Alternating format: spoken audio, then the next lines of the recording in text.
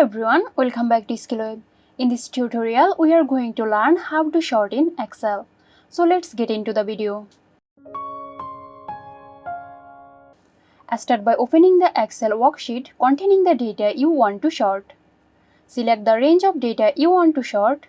Navigate to the Data tab. Now click on Sort and Filter Group. Here you can choose between sorting A to G or G to A. That's how you can easily sort data in Excel.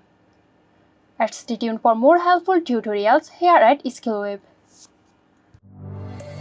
This video is sponsored by Zerosoft. Zerosoft offers graphic design, UI UX design, digital marketing and web development.